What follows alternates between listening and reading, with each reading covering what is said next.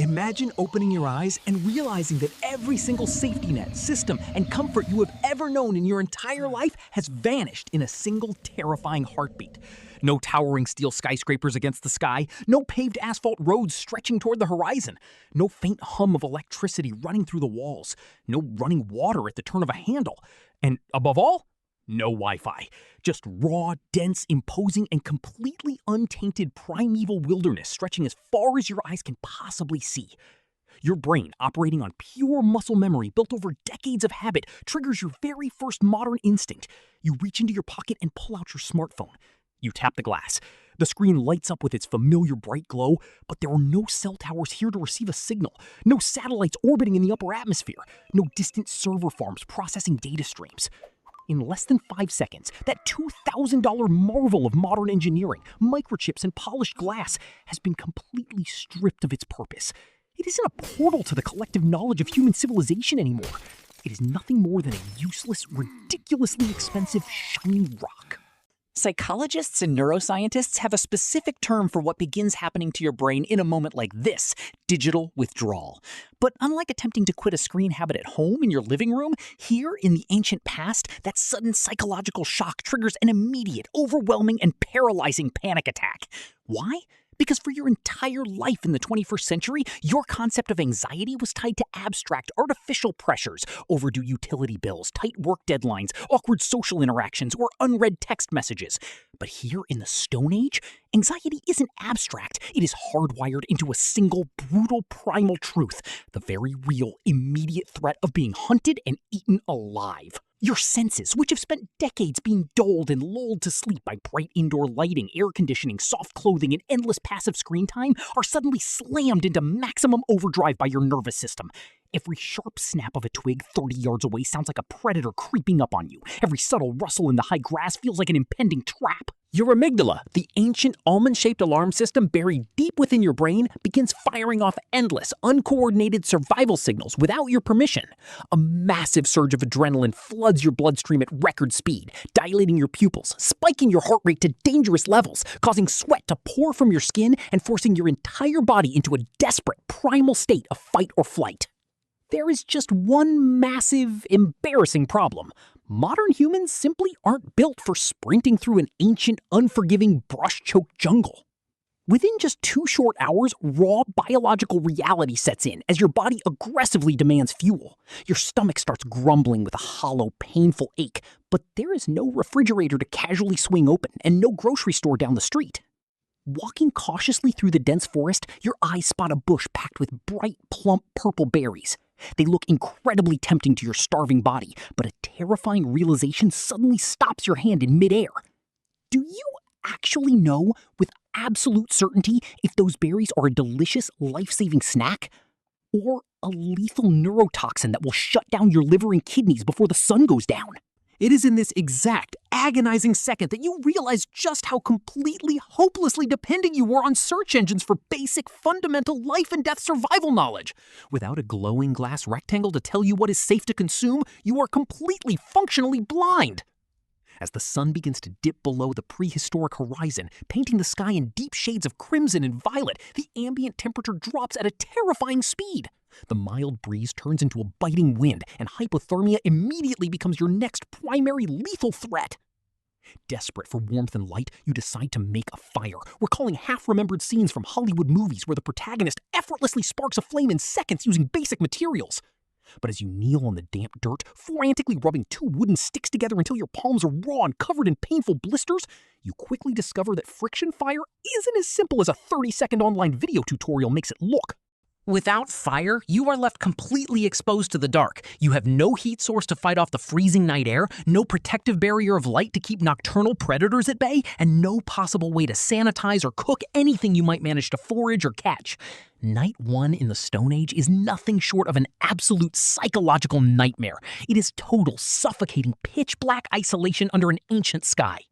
Every sound in the darkness, a distant growl, the flap of massive wings overhead, the movement of unseen heavy bodies through the underbrush sends a wave of terror straight down your spine.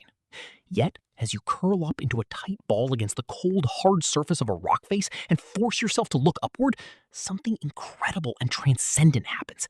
You witness something almost no living modern human in our light-polluted world ever gets to experience.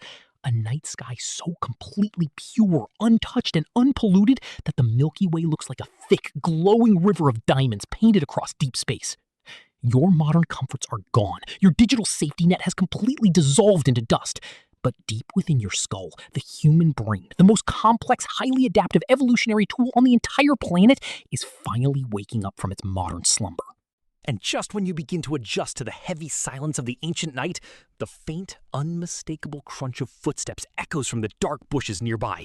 You freeze, holding your breath. You are about to make first contact. Your heart hammers violently against your ribs, echoing in your ears like a war drum. Stepping out from behind a colossal, moss-covered boulder is a primitive human, clutching a crude wooden spear tipped with hand-flaked stone, clad in rough, unpolished animal pelts. Without a single shared word, accent, or vocabulary between you, modern language is completely, totally useless.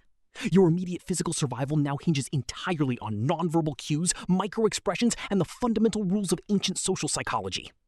Moving as slowly and predictably as possible, you raise both of your hands high into the air, palms facing forward, showing that you hold no stone, no stick, and no weapon. The chief of the small hunting party steps forward, his sharp, dark eyes locked onto your strange modern clothes, synthetic shoes, and pale skin, with total, cautious bewilderment. In this critical, hair-trigger moment, you realize the ultimate secret to human history and social connection. To survive among other human beings, you don't need advanced technology. You need to demonstrate clear, tangible value.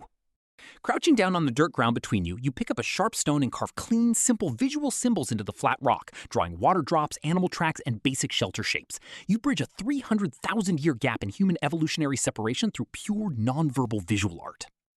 The tribe initially tests your physical capabilities, but compared to an Ice Age hunter who spent his entire life sprinting across rough terrain and tracking megafauna, your modern body is soft, fragile, and weak. So you rely on the one true advantage you actually brought with you into the deep past, your fundamental understanding of logic, physics, geometry, and mechanical principles. You demonstrate how to assemble simple wooden levers using pivot stones to lift heavy boulders 10 times your weight with minimal effort. You show them how to tie complex, high-strength tension knots using natural vine fires, keeping their stone-tipped spears from flying apart during a heavy impact. In a single afternoon, your identity within the group completely transforms. You are no longer an alien invader, a mysterious threat, or a helpless burden to feed. You are an invaluable strategic asset to the tribe's long-term collective survival. Sitting around their roaring campfire that evening, sharing fresh roasted meat and listening to the deep, guttural, rhythmic songs of the tribe under the starry canopy, an unexpected wave of profound clarity washes over your mind. You lost your smartphone, your internet access, your air conditioning, your warm shower, and your comfortable mattress, but for the very first time in your entire adult life, your brain is entirely, completely present in the immediate moment. You didn't just survive the sudden drop into the Stone Age, you accidentally rediscovered the raw, unbroken essence of human community and mindfulness. As the days slowly turn into weeks and weeks stretch into months, your role within the community evolves from a lost wanderer into the respected chief strategist of the clan. Through daily observation, you come to deeply understand that early humans didn't dominate this hostile planet through sheer physical muscle, sharp claws, or venom. They conquered it through hyper-cooperation, clear group communication, shared empathy, and collective intelligence. You help them optimize their group hunting formations, teaching them how to drive game toward natural terrain traps. You introduce basic food preservation concepts, showing them how smoke-curing meat over green wood can store precious calories for the harsh, freezing winter months ahead. You spend quiet afternoons passing down simple mechanical concepts to the fascinated younger children of the tribe. One evening, deep inside their sacred inner cave chamber, by the flickering golden light of a fat-burning torch, you press your ash-coated palm onto the cold limestone wall directly alongside ancient painted silhouettes of woolly mammoths, cave lions, and bison. You leave a permanent, lasting physical mark to prove that a modern mind once walked, lived, and laughed among the ancient ancestors.